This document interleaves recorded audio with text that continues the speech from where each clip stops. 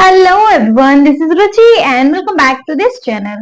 आज इस वीडियो में हम अपना कंटिन्यू करने वाले हैं क्वेश्चन नंबर 4 एक्सरसाइज 5.1 का। सो देखो, हमने first and part last 2 videos में हमने कंप्लीट कर लिए हैं। इस वीडियो में हम इसी क्वेश्चन को कंटिन्यू करेंगे पार्ट 11 के साथ। ओके, चलो बिना टाइम वेस्ट के 11th पार्ट देखें। देखिए 11th पार्ट है हमारा a square a cube and a to the power 4। Okay and so on. अगर मतलब ये एपी फॉर्म कर रहा है तो हम इसको कंटिन्यू करेंगे, अगर एपी फॉर्म नहीं कर रहा है तो हम इसको कॉमन डिफरेंस निकालने के बाद इसको वहीं के वहीं छोड़ देंगे, अपना रीजन देके कि ये हमारा एपी फॉर्म नहीं कर रहा। ठीक है, चलो एपी चेक करने के लिए ये एपी फॉर्म करेगा या नहीं, इसके लिए हमें क्या करना पड़ेगा, कंसेक्यूटिव टर्म को माइनस करके चेक करना पड़ेगा। आप इसमें से इसको माइनस करके देख लीजिए, इसमें से इसको माइनस करके देख लीजिए, या फिर इसमें से इसको माइनस करके देख लीजिए। ओके, देखो ये A1 है, ये A2 है, ये A3 है, ये A4 है। क्लियर है? चलो A2 में से A1 माइनस करके देखें। A2 है हमारा A स्क्वायर, A1 है हमारा A। ठीक है, देखिए हमें इसमें से कुछ कॉमन मिल रहा है, A कॉमन मिल रहा है। तो अगर हमने ए स्क्वायर में से एक ए ले लिया तो हमारा सिर्फ एक ही ए बचा और यहाँ कुछ नहीं बचा, तो हम यहाँ लिख सकते हैं 1। देखो एक तो हमारा ये आ गया, ठीक है, कॉमन डिफरेंस, मतलब जो भी हमने निकाला डिफरेंस इसका, अब ये कॉमन है या नहीं वो तो आगे जाके पता चलेगा। आप माइनस कर देते हैं A3 में से A2। A3 क्या हमारे पास, ए क्यूब में से माइनस करना है A2 मतलब ए स्क्वायर। देखो यहाँ हमें क्या कॉमन मिल सकता है, ए स्क्वायर कॉमन मिल सकता है।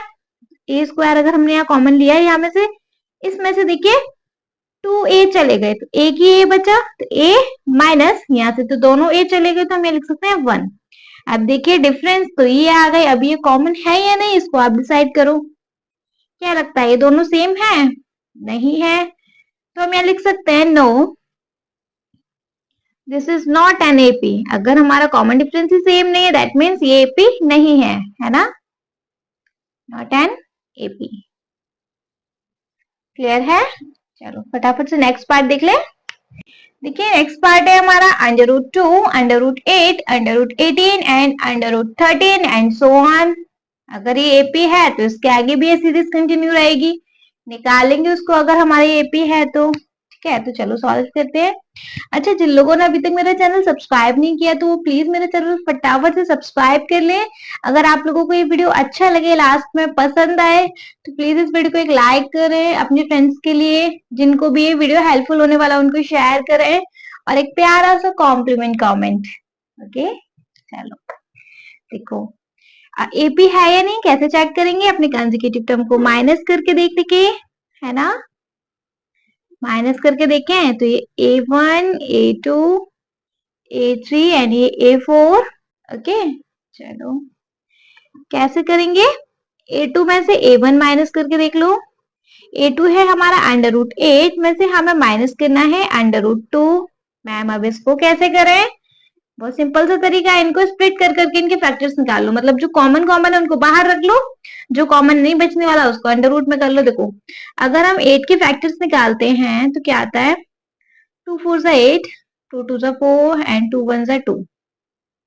ये तो कॉमन है, बाहर आ जाएगा, इसका पेयर बन गया तो ये आ गया बाहर और ये रह गया एक ही है √ में। ठीक है, तो हम इसको कैसे लिख सकते हैं, 2 √2 माइनस का √2, क्योंकि इसका तो कोई फैक्टर ही नहीं बनेगा, है ना। यहाँ देखिए हमें क्या कॉमन मिल रहा है, यहाँ कॉमन मिल रहा है हमें √2, तो हम इसको ऐसे लिख सकते हैं 2 - 1। ठीक है, इन दोनों का डिफरेंस तो ये आ गया। नेक्स्ट A3 में से A2 माइनस करके देखें आप, A3 है हमारा माइनस है 18 में से हम माइनस करके देखें √8 को, है ना, √18, सॉरी मैंने पता नहीं क्या बोला। देखो सेम एज इसके भी फैक्टर निकाल लेते हैं, 2 9 = 18, 3 3 = 9, 3 1 = 3। देखो पेयर है उसको बाहर कर लेंगे, एक ही है, तो ये हो गया 3 √2, जो मतलब सिंगल बचा है उसको हम √ में लिख लेंगे, तो ये तो हो गया 3 √2। और देखो अभी √8 का भी हमने यहाँ निकाला था, क्या निकाला था, 2 √2, है ना, तो हम इसको तो ऐसे लिखते हैं 2 √2।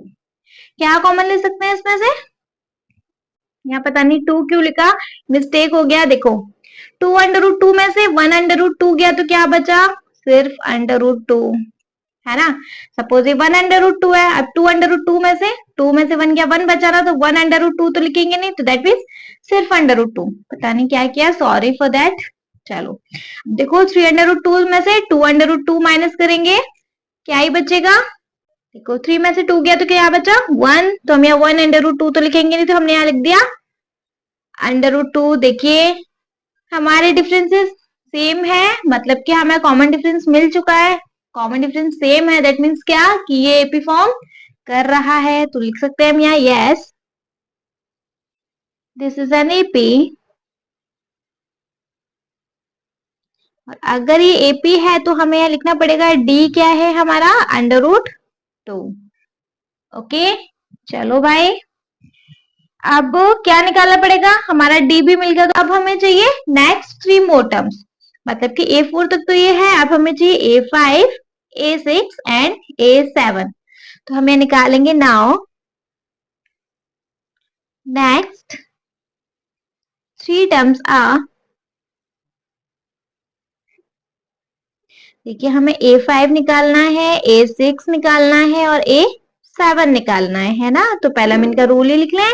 A5 का रूल होगा A प्लस 4D, A6 का रूल होगा A plus 5D and A7 का रूल होगा A प्लस 6D। क्लियर है? अब चलो, अब मैं यहाँ वैल्यूज लगा लू। A क्या हमारा? Under root 2 plus 4 into D क्या है? वो भी अंडर रूट 2 है ना। चलो हैंड टू हैंड सॉल्व करते जाओ। ये आ गया under root 2 plus 4 under root 2। देखो 4 अंडर रूट 2 और ये 1 अंडर रूट 2, तो ये क्या हो गया हमारा? 5 under root 2। Next under root 2 plus 5 into under root 2, ये भी same under root 2 plus 5 under root 2, ये क्या हो जाएगा हमारा? 5 1 6 अंडर रूट 2। ठीक है, नेक्स्ट क्या है हमारा? a अंडर रूट 2 है प्लस 6 इंटू डी क्या? Under root 2 is equal to under root 2 plus 6 under root 2, और ये क्या हो गया हमारा? 7 अंडर रूट 2। क्लियर? सो देखो इसके 3 टर्म्स क्या निकल के आए? 5 under root 2, 6 under 5 under root 2, 6 under root 2 and 7 under root 2। Clear? अच्छा, अगर आपको ऐसे चाहिए तो आप इसको ऐसे भी छोड़ सकते हो, बिल्कुल ठीक है। लेकिन अगर आप यहाँ ऑब्जर्व करो क्वेश्चन के पैटर्न में ही, तो देखो ये सारा कुछ अंडर रूट के अंदर है ना।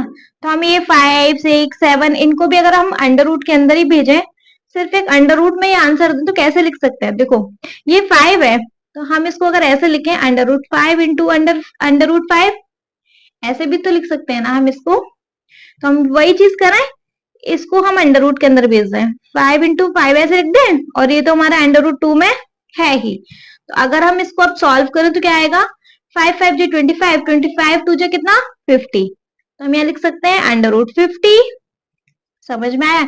ऐसे ही 6, तो हम यहाँ 6 को ऐसे लिख सकते हैं under root 6 into under root 6, है ना। वही सेम चीज अंडर रूट 2 अंदर ही है, तो हम इसको ऐसे लिख दें एक बार में 6 इंटू 6 इंटू 2। तो 6 6 36, 36 2 जो कितना हुआ हमारा? 6 2 जो 18, कैरी 1, 3 2 जो 6 और 1 7, 78, मतलब अंडर रूट का 78। ठीक है, और ये क्या? वही सेम चीज करेंगे, 7 बाहर है तो हम इसको अंदर पेयर में लिख देंगे, 7 इंटू 7 इंटू जो अंडर रूट 2 में 7 7 जो 49, और 49 2 जो कितना? 9 2 जो 18, कैरी 1, 5 2 जो 8 और 1 9, 98। क्लियर? ये अंडर रूट में है, सॉरी। अब तो इसमें कोई कंफ्यूजन नहीं है। अगर आपको यही छोड़ना है तो आप बिल्कुल ऐसे भी छोड़ दो। अगर आपको चाहिए कि सारी सीरीज हमारी अंडर रूट में ही है, कुछ भी बाहर नहीं है, तो आपको ऐसे भी लिख सकते हो। क्लियर है? चलो नेक्स्ट पार्ट पे मूव करें। देखिए भाई नेक्स्ट पार्ट है हमारा under root 3, under root 6, under root 9 and under root 12 and so on. अगर ये एपी फॉर्म करता है तो मतलब आगे अगर एपी फॉर्म कर रहा है तो हम इसके आगे की सीरीज को कंटिन्यू करेंगे निकाल के। नहीं एपी अगर फॉर्म कर रहा है तो फिर हम क्या ही निकालेंगे आगे का। चलो तो चेक कर लेते कि एपी फॉर्म करेगा या नहीं। कैसे करेंगे? सेम अपना कंसेक्यूटिव टर्म को माइनस करके चेक कर लेंगे। कैसे करेंगे? A2 में से अगर हम A1 माइनस करें तो A2 क्या हमारा √6 में से माइनस करेंगे हम √3। देखो फैक्टर्स निकालना है, जो पेयर आएंगे उनको बाहर लिख लेंगे, जो पेयर नहीं बनेगा उसको अंडर रूट के अंदर लिख के देखेंगे। 6 का क्या होगा 2 3 जा 6, 3 1 जा 3, तो इसका हम ऐसे लिख सकते हैं √2 इंटू √3, है ना, ये माइनस का 3। देखो इसमें हमें क्या कॉमन मिल रहा है, √3 कॉमन मिल रहा है, तो √3 को अगर हमने कॉमन लिखा तो √2 -1। ठीक है, समझ आया। चलो क्या करेंगे अब हम A3 में से A2 माइनस करके और देख लें। A3 क्या हमारा √9 माइनस A2 क्या हमारा √6। फैक्टर निकाल के देख लेते हैं। इसका क्या निकलेगा 3 3 जा 9, 3 1 जा 3, तो इसका तो अंडर रूट से कोई मतलब ही नहीं है ना। एंड इसका 6 का क्या क्या निकल के आ रहा है √2 इंटू √3। ठीक है, देखो ये दोनों तो अंडर रूट में है, ये अंडर रूट में नहीं है, तो हम इसको अंडर रूट में बना लें। 3 है तो हम इसको ऐसे लिख सकते हैं √3 इंटू √3, है ना, तो हम इसको ऐसे लिख रहे हैं √3 इंटू √3 माइनस √2 इंटू √3। देखो इनमें कुछ कॉमन मिल रहा है, √3 कॉमन मिल रहा है, उसको अंदर बाहर निकाल लेंगे। यहाँ क्या बचा √3 माइनस √2। देखिए डिफरेंसेस मैच हो रहे हैं क्या, नहीं हो रहे, दैट मीन्स हम कह सकते हैं कि ये हमारा एपी नहीं है। तो मैं रीजन देंगे no, this is not an AP.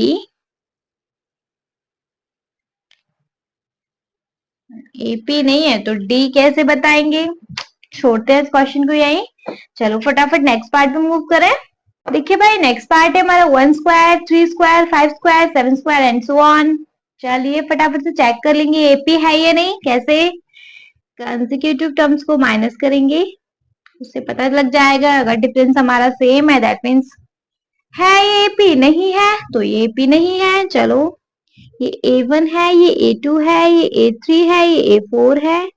A2 में से A1 माइनस करके देखेंगे। A2 क्या 3 स्क्वायर में से A1 माइनस करेंगे, वो क्या है 1 स्क्वायर, सॉरी। देखो 3 इंटू 3 9 में से 1 माइनस करेंगे, क्या आया भाई 8। चलो नेक्स्ट क्या A3 में से A2 माइनस करके देखेंगे। A3 क्या है 5 स्क्वायर में से क्या माइनस करने वाले हैं 3 square, which is 5 into 5 25 and 3 into 3 9। 15 में से 9 गया 10 11 12 13 14 15, 6 बचा मतलब कि 16। देखिए डिफरेंस मैच हो रहे हैं क्या, नहीं हो रहा, दैट मीन्स हम कह सकते हैं कि ये हमारा एपी नहीं है। No this is not an AP, this is not an AP. Clear. चलो फटाफट से अपने लास्ट पार्ट पर मूव करें। देखिए भाई लास्ट पार्ट है हमारा 1 square, 5 square, 7 square and 73 and so on. अगर ये एपी फॉर्म करता है तो चलो चेक कर लेंगे। सबसे पहले चेक करने के लिए माइनस करके देख लो अपने कंसेक्यूटिव टर्म्स को। A1, A2, A3 एंड ये हुआ हमारा A4। चलो अगर हम A2 में से A1 माइनस करें तो A2 क्या 5 स्क्वायर में से माइनस करेंगे 1 स्क्वायर, तो 5 इंटू 5 के 25 में से 1 माइनस किया क्या हो गया 24।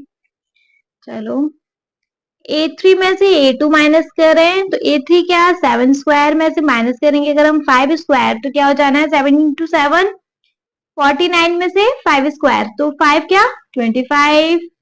9 में से 5 गया 4, 4 में से 2 गया 2। देखिए जी डिफरेंस तो हमारा सेम आ गया, दैट मीन्स ये एपी है। मतलब कि अब हम इसके आगे के टर्म निकाल सकते हैं, मतलब जो 3 मोर टर्म निकलवा रहा है वो अब हम निकाल सकते हैं। ठीक है, तो हम यहाँ पहले लिख दें yes this is an AP, और अगर ये एपी है तो हमें इसका डी बताना पड़ेगा। डी क्या है हमारा 24। क्लियर। अब हम निकालते हैं अपने next 3 terms. Now next 3 terms